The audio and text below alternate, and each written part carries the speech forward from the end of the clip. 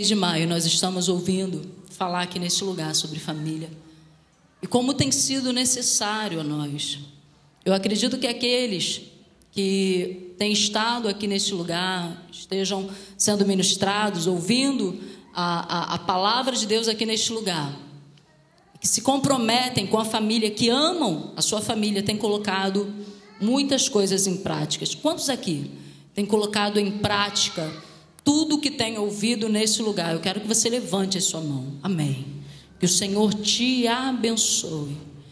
E o que a gente vai falar hoje, especificamente para as mulheres, é na intenção também de nos convencer a mudar de vida, mudar de comportamento, mudar de atitude, mudar a nossa maneira, às vezes, errada de pensar, né? E a gente acaba se deparando com o marido do outro lado. A gente tem visto como as famílias têm entrado em grande degradação. A gente tem falado a respeito de família em reforma. Reformar, gente, muitas vezes, não dá para dar uma descascadinha na parede, não.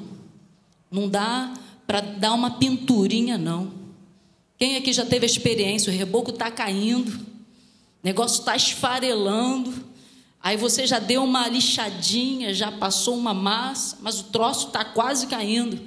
Aí você percebe, ou você mete a marreta, deixa o troço pelado no tijolo puro e bota uma massa nova, você vai continuar fazendo as mesmas coisas.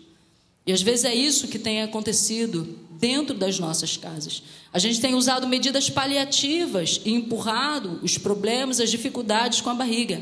E a tendência é que cada vez mais as coisas caiam, que entrem em deterioração. E hoje, a gente percebe, eu estava lendo um artigo, e eu deparei com um pesquisador cristão, e pasmem, ele pesquisando a respeito dos divórcios dentro da igreja, das separações dentro da igreja, ele chegou a 35%. Ou seja, numa igreja de 300 membros, 35% dá mais ou menos 100 pessoas. Gente, 100 pessoas. Numa igreja, aproximadamente de 300 membros, já passaram por uma separação. E dessas 100 pessoas, desses 35%, 23% já estão na segunda separação. 23%, gente, vale mais ou menos 23 pessoas dentro de uma igreja desse tamanho. O que é que tem acontecido? A gente tem visto aí que eles têm agilizado, facilitado os casamentos, as pessoas continuam se casando, isso é uma grande verdade, as pessoas ainda continuam se casando, mas também, do mesmo modo que aumentam os casamentos, aumentam os divórcios.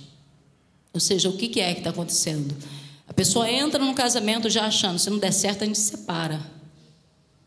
E quando ele chega a esses números de 35%, a gente pode pensar, mas a gente ainda está melhor do que os ímpios. Não.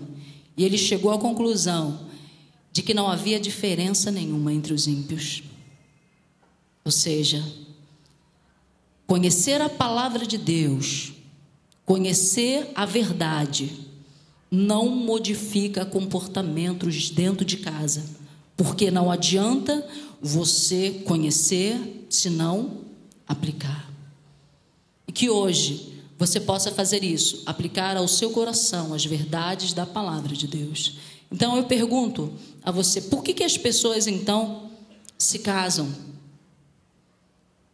Elas se casam porque se sentem solitárias, incompletas, buscam uma família estável, têm o desejo de compartilhar a vida, querem ter alguém ao lado quando envelhecerem, pensam, agora é hora de parar.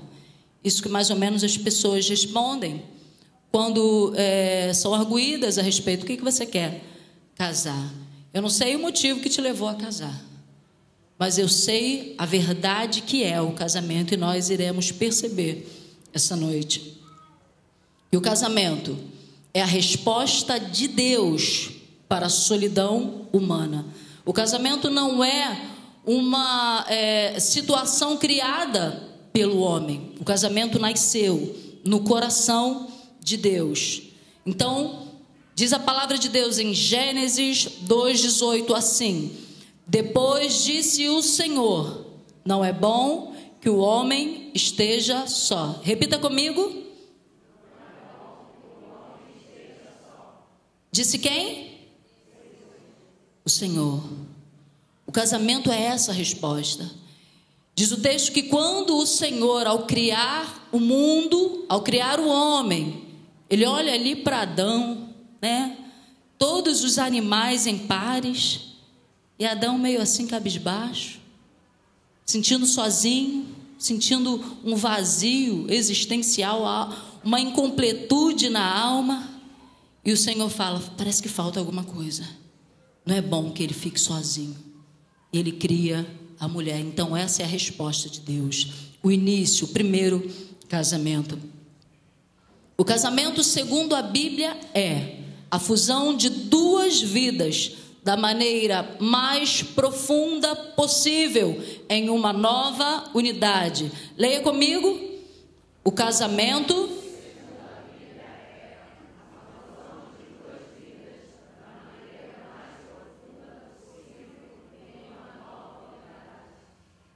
dois em um. E como é que pode haver tanta guerra, tanta discórdia? Se a gente for perceber que se tornaram um, como é que não se acertam? Como é que não se entendem? Se são um, né? A gente, pelo menos, deveria entender a nós mesmos. Não é verdade? Tem gente que fala assim, só eu me entendo.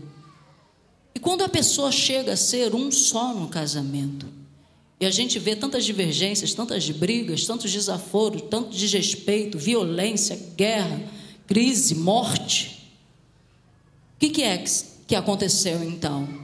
Então essa fusão de dois em um, a Bíblia diz, e eles se tornarão uma só carne. Gente, é uma só carne. Não é picadinho de carne, não. É uma só carne. Não é carne assada, fatiada. É uma só peça, é uma só carne. Isso diz de unidade. E, na verdade, o Senhor sabia que Ele estava lidando com pessoas diferentes. É por isso que você procura outro, porque você se sente só. E a gente já ouviu falar durante esse mês que são as diferenças iniciais, ou seja, o que te difere do outro, o que falta em você, é o que primeiro te atrai.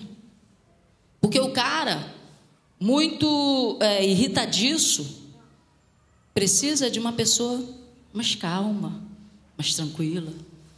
O cara, né, que é apressado demais, precisa de alguém mais devagar. A mulher muito emocional, emotiva demais, ela precisa de alguém que é mais racional, que tenha mais razão. O gastão, o cara que gasta tudo, precisa de alguém suvina perto dele, para poder segurar um pouco.